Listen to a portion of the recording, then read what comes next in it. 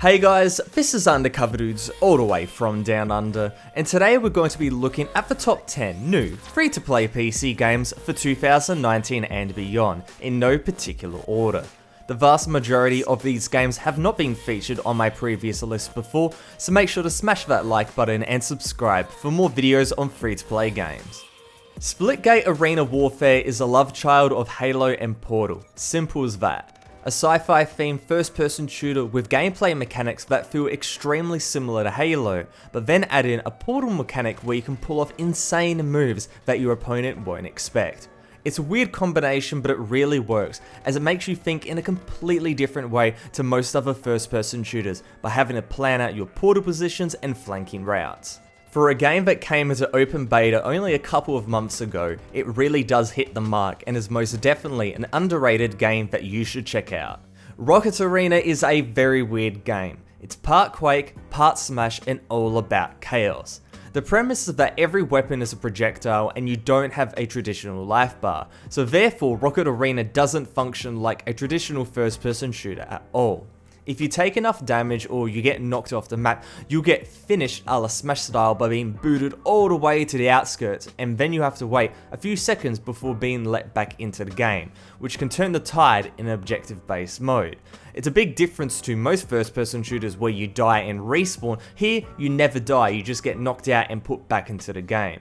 There's also many classes to play around within Rocket Arena with different abilities which shakes up the gameplay, turning Rocket Arena into not exactly an original experience, but an enjoyable one nevertheless. Kurtzpel is a game that I have featured in the past, but finally the game is now available in open beta on Steam for everyone to play. For those who don't know about this game, Kurtzpel is an anime-inspired MMORPG from KOG Games, the makers of the old school MMO L-Sword. The most apparent aspect of this game is the graphics, which are extremely colourful and anime inspired.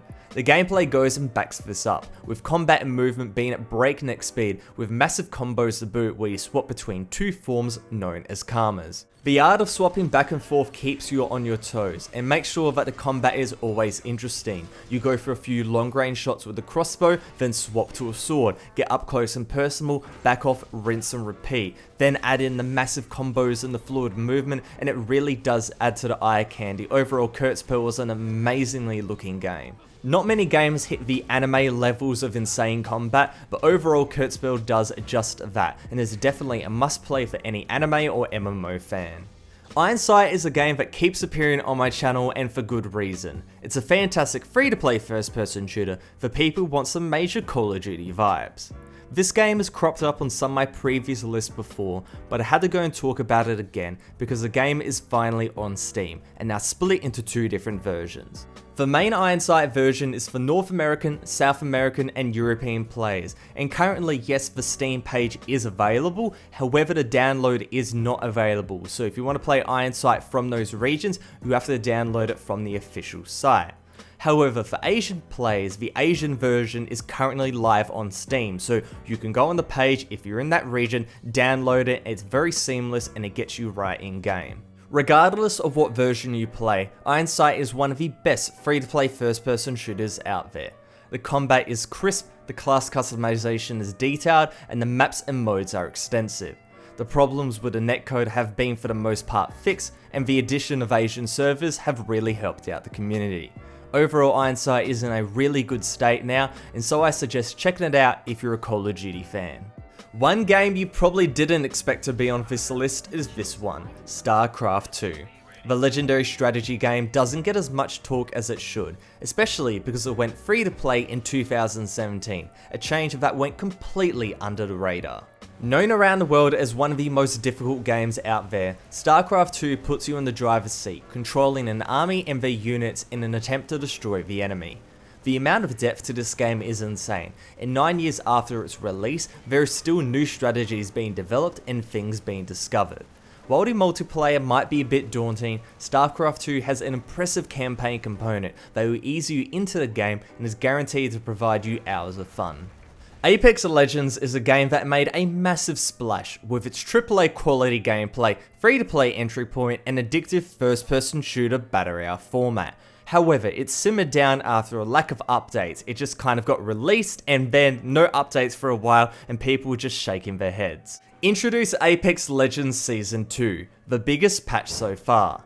There is new weapons, a new legend called Watson, a ton of weapon changes, a ranked mode, and of course some big variations to the map, all summing up to a pretty sick update. Apex Legends has always been a game for people that don't like the building and cartoonish nature of Fortnite and the slow-paced nature of PUBG, as Apex has frantic combat in various classes, ensuring each match is going to be different from the last. Add on the extremely fair monetization system, and Apex Legends is definitely worth your time, especially because it's a great first-person shooter. Add on the Battle Royale, add on the no pay to win. Overall, it is a very well-rounded package. When it comes to game genres right now, the flavor of the month is auto battlers, and Dota Underlords is one of the most popular ones right now. Based in the Dota universe, in Underlords you form an army by buying units and forming compositions where you try to take down the rest of the players in the match. In direct contrast to normal Dota, you don't actually control the units, rather you place them in specific starting positions, equip items and upgrade them, so it plays like a battle arena version of a strategy game. While personally this is not my auto battler of choice, we'll talk about why later on, Underlords is a very solid game and the Steam reviews are extremely positive, so if you're a Dota fan, I highly suggest checking it out. Let's move on to the next game, and that's Destiny 2, the looter-based first-person shooter going free to play. Originally a pay-to-play game, the base Destiny 2 will be changed into a free version, which includes all the Year 1 missions, activities, and rewards. While future expansions will be paid, all of the original content will be going free to play, and that's amazing. On top of that, Destiny 2 will be ditching Battle.net and going onto Steam, which is another great move. Now this sounds absolutely fantastic, but the tiny problem is that these changes are happening on September the 17th, so there will be a little bit of time before it actually goes free to play. But I wanted to make sure you guys know about it so you can be prepared. The Life is Strange series is a fantastic demonstration of a story-driven adventure, and the awesome adventures of Captain Spirit is no exception to that standard. Set in the same universe, this game focuses on a young boy called Chris Erican and his superhero alter ego called Captain Spirit, where he projects his imagination onto reality after the death of his mother.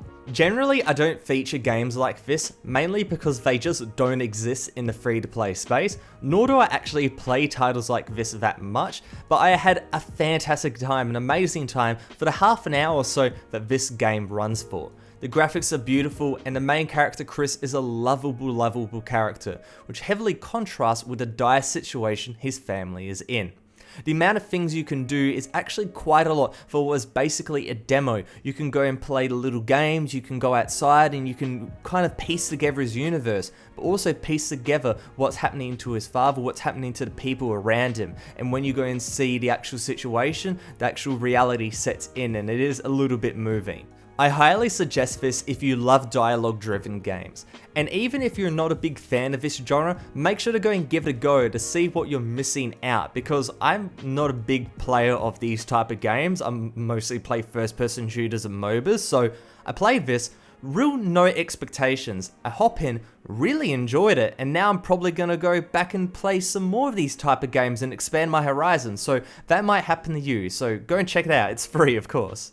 Before we get to our honorable mentions, I just want to say that if you enjoyed this video, then make sure to subscribe to the channel for more top 10s and videos on free-to-play content. More than 94% of you guys and girls aren't subscribed to the channel, and it would be awesome if you could join our community. On top of that, make sure to comment below what your favourite game so far from this list is. I'll be reading and replying to as many comments as possible. Quake 2 was released more than 20 years ago, and it's one damn good game. So Nvidia decided it would be the perfect title to showcase their new RTX technology, otherwise known as ray tracing. On the surface, this seems like a very small thing, but ray tracing significantly improves the lighting performance of games, and it has a significant effect on this one in particular because the game, given it's so old, they can completely utilize this new technology. It's also been used in games like Battlefield 5, but the effect there is so small given that if you apply it to the whole game, no computer would be able to go and run it.